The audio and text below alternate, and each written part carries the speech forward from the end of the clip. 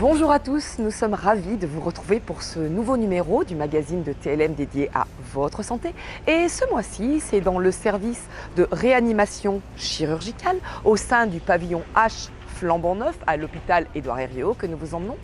Au-delà des technologies de plus en plus sophistiquées pour sauver des vies, c'est une approche inédite, plus humaine, voire plus animale que nous allons découvrir. Suspense.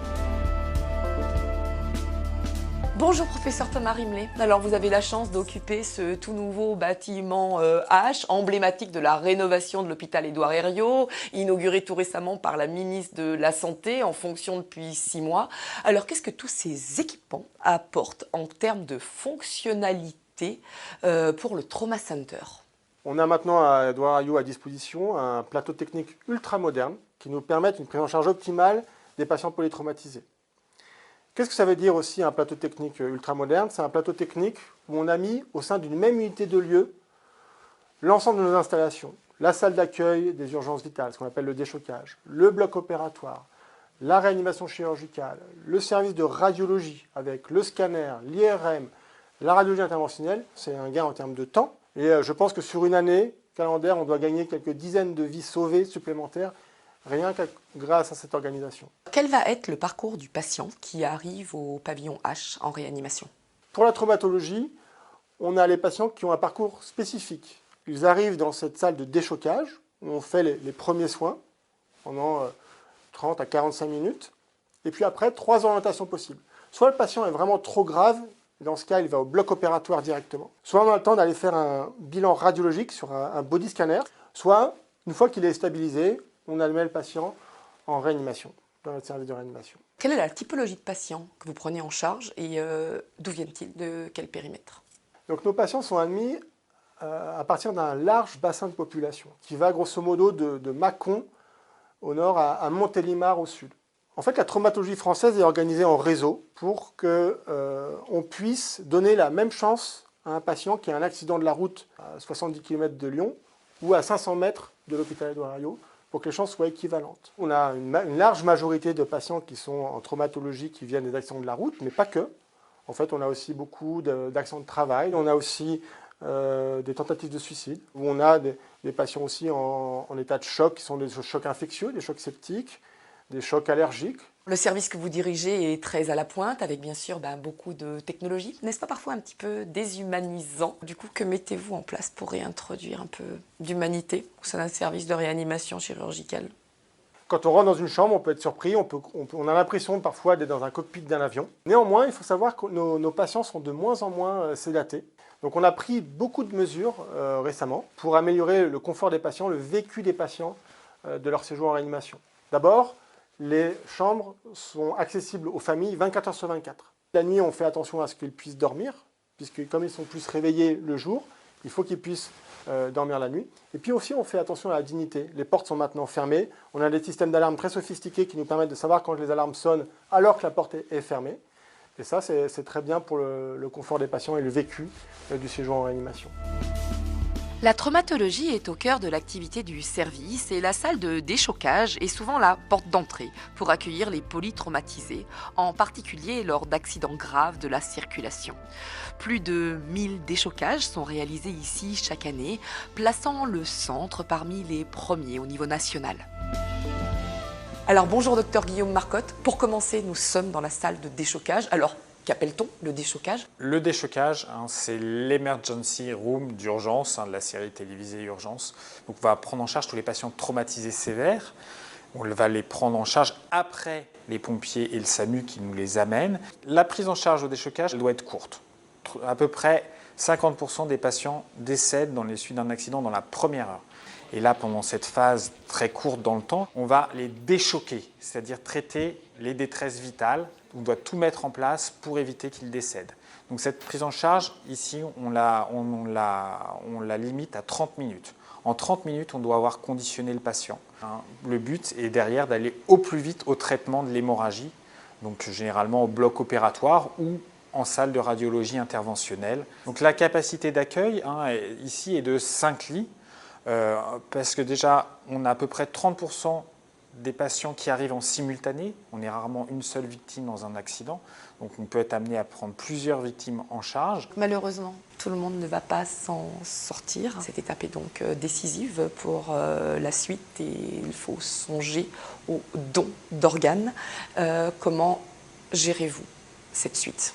Quand on a une activité de traumatologie sévère, malheureusement, on a aussi une grosse activité de prélèvement d'organes, de don d'organes, organisés donc ici de différentes manières, c'est-à-dire que nos polytraumatisés, lorsqu'ils ont des lésions cérébrales au-delà de toute ressource thérapeutique, ils passent à ce qu'on appelle en mort cérébrale et derrière on va organiser le don d'organes si la famille ou le patient s'est positionné pour de son vivant. Donc on organise tout ça avec l'équipe de la coordination hospitalière, ça c'est le premier cas. On a aussi un autre lit de déchocage qui sert à ce qu'on appelle, ce qui est assez peu connu en France, au prélèvement sur cœur arrêté. C'est quand un sujet jeune dans la rue fait un arrêt cardiaque et qu'au bout de 40 minutes de réanimation, son cœur ne repart pas, il est éligible au prélèvement d'organes et dans ces cas-là, il vient ici, on lui met en place une circulation extracorporelle pour perfuser uniquement ses organes, foie et rein, dans le but derrière, si la famille est d'accord, de faire un prélèvement. Après un vécu violent et une phase de médecine très technique, la préoccupation va être d'apporter de la douceur, de réhumaniser l'environnement du patient et pourquoi pas même de l'animaliser. Bonjour docteur Amélie Mazot, vous débutez au sein du service de réanimation une expérimentation complètement originale. Pouvez-vous nous présenter ce projet Réanimal et aussi d'où vient cette initiative ? Alors Réanimal, ça va être une étude de médiation animale. La médiation animale, qu'est-ce que c'est ? C'est l'utilisation des propriétés bénéfiques de l'animal, de son interaction avec les gens pour améliorer la santé, notamment psychique, des patients. Il y a déjà des domaines où ça montre des résultats absolument extraordinaires, notamment sur les jeunes enfants autistes qui s'ouvrent à la vie et qui s'ouvrent à la communication grâce à la médiation animale. En psychiatrie, en gériatrie, en oncologie, on a aussi des résultats qui sont exceptionnels. En réanimation, nous, ce qu'on va chercher à montrer, l'utilisation qu'on voudrait faire de ça, c'est pour réduire l'anxiété des patients qui est majeure pendant leur séjour en réanimation et qui peut par la suite également déboucher sur du stress post-traumatique. Alors par contre, ce qui est très important à comprendre, c'est qu'on veut faire ça dans un cadre très encadré et donc ce ne seront pas les animaux des patients qui viendront les rencontrer, mais bien des animaux qui vont être sélectionnés par des vétérinaires. Dans le service, on a vraiment hâte de mettre en pratique le projet Réanimal dont on entend parler depuis longtemps. Et vu le service qui est dans un contexte très difficile, les patients sont très graves, ça va humaniser un petit peu et on a hâte vraiment de le mettre en pratique.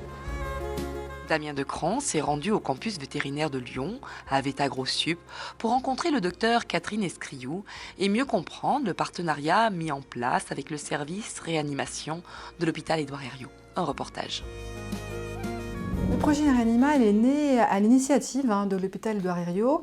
C'est le docteur Mazot et son équipe qui nous ont contactés et qui nous ont exposé le projet en sollicitant notre aide. Et moi, j'ai été tout de suite très séduite par ce projet et j'ai fait part au docteur Mazot et à son équipe de notre expérience dans le domaine, puisque ça fait quelques années déjà maintenant qu'on travaille avec des maisons de l'enfance et qu'on propose des thérapies assistées par l'animal.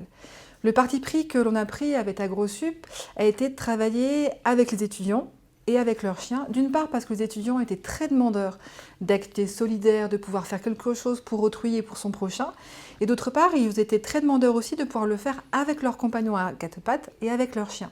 Nos étudiants ont naturellement beaucoup de chiens, ce sont des étudiants vétérinaires, de futurs vétérinaires, et ces chiens sont particulièrement bien suivis, particulièrement bien éduqués, donc ça en fait de très bons candidats pour être des chiens dans des activités de médiation animale. Est-ce qu'il y a des spécificités particulières pour ces chiens-là ? Moi, je considère que non, parce que le chien est naturellement doué pour interagir et communiquer avec l'être humain. Les millénaires de domestication, la sélection que lui a imposée l'être humain, fait que le chien est parfaitement capable d'interagir et de communiquer avec l'être humain. Il est par exemple capable, par exemple, de décrypter vos émotions et de s'y ajuster. Néanmoins, il faut que ces chiens puissent être capables de remplir la tâche qui va leur être confiée. Donc il faut qu'ils aient certaines aptitudes à remplir cette tâche. Donc ces chiens vont être sélectionnés sur la base en particulier de leurs affinités pour l'humain, l'intérêt pour l'humain, et bien sûr l'absence de risque pour l'humain et l'absence de risque pour lui-même. Il est évident qu'un chien qui est peureux ne pourra pas remplir ce type de tâche.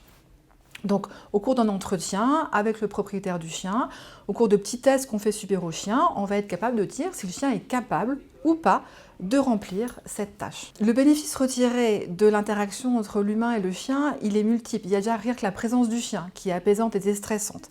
Il y a cette notion que moi j'aime beaucoup, qu'elles sont l'effet de rencontre. C'est aussi pour ça qu'on ne veut pas que les chiens soient entraînés à faire un type d'action. On veut qu'ils soient éduqués, capables de s'ajuster, mais on veut leur laisser la spontanéité d'interagir avec l'être humain.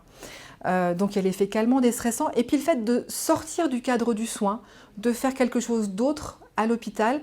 Et je pense aussi que c'est ça qui séduit beaucoup le personnel hospitalier, d'avoir une autre relation aux patients que simplement d'être là dans un contexte de soins. Nous venons de découvrir le projet Réanimal, assez surprenant à l'hôpital et encore plus dans un service de réanimation comme le vôtre. Qu'attendez-vous, cette expérimentation, et est-elle un peu le reflet de la tendance à l'humanisation ? Ce projet est effectivement très surprenant. Il s'inscrivant dans la lignée de toutes les mesures qu'on a prises pour améliorer le confort de nos patients. Il vient humaniser la prise en charge. J'en attends un grand bénéfice pour le vécu des patients de leur séjour en réanimation. On parle donc beaucoup d'humanisation. Comme vous le savez, c'est un des principaux credos de la Fondation Hospice Civil de Lyon, qui d'ailleurs a retenu le projet Réanimal dans les projets qu'elle soutient. Comment peut-on vous aider encore aujourd'hui ? Donc la Fondation HCL, effectivement, nous soutient sur ce projet. Elle est derrière nous, elle souhaite que ce projet aboutisse. Néanmoins, pour cela, on a encore besoin de dons. D'ailleurs, j'en profite pour passer un message. Si vous souhaitez que ce projet aboutisse, n'hésitez pas à donner à la Fondation HCL pour qu'on puisse améliorer le confort de nos patients avec ce projet Réanimal. La Fondation HCL, elle a plein de projets divers et variés, tant pour le confort des patients, pour l'amélioration du vécu de nos patients en réanimation, mais aussi pour faire avancer la recherche médicale, et je pense que ça c'est important de souligner. Notre émission est à présent terminée. Le mois prochain, c'est à l'hôpital Femmes-Mères-Enfants que nous vous emmenons pour parler des épilepsies de l'enfant avec l'équipe du professeur Alexis Arzimanoglou. D'ici là, bonne santé à tous.